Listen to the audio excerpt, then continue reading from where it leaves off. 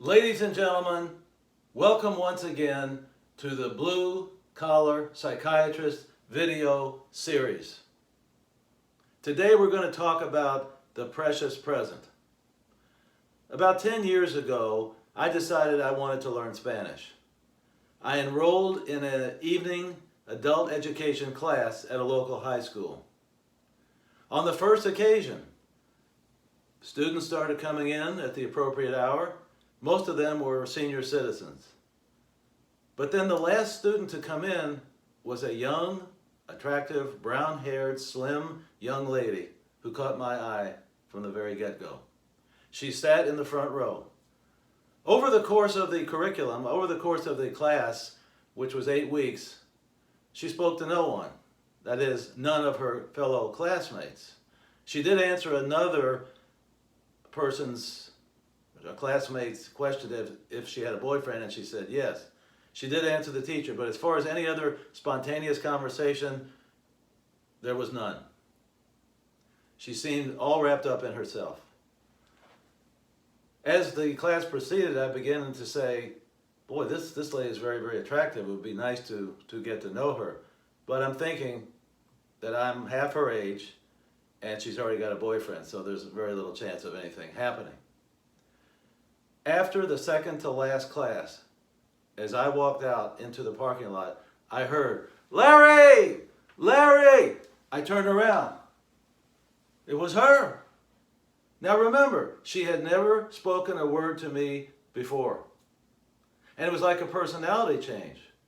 We started talking, we were exchanging our frustrations about the fact that the class was more bookwork than it was conversational, and we were both upset about that. She spoke a little bit about her family background, which was partly Latin, and we had a nice interchange going on. But as the conversation was proceeding, I'm saying to myself, why is she talking to me now? She's got a boyfriend. What's the purpose of this conversation? Instead of focusing on the conversation and enjoying the social intercourse that was going on between two human beings who were being friendly with each other and conversing. At the end, she said to me, "Could you check and see if there are any meetup groups in this area? Because I'd like to continue Spanish after this class is over, but I don't want to continue with this particular class." She was upset about how it was being taught. I said that I would look up for her and see if there was any meetup groups in the area, which there unfortunately were not. But I'm thinking to myself, why did I not pay attention to the conversation and stay in the moment instead of letting my mind race to somewhere else, thinking negatively, having internal dialogue, this is a beautiful lady, but she's inaccessible to me, and being very frustrated. Why did I not simply enjoy the moment, enjoy the present moment, the precious present, instead of thinking somewhere else that was not going to happen? Ladies and gentlemen, after our conversation, I'm thinking to myself, I'm never going to see this young lady again. Ladies and gentlemen, I never have. But despite that fact, I look back on that very fondly and wish that I would have paid more attention to her rather than getting absorbed in my own internal dialogue as to why things are not going to turn out the way I want. And that's what I want to bring home to you. It's very important that we stay in the present, the precious present. The past is gone. The future is yet to come.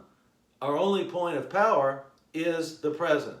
That's what I want to leave you with.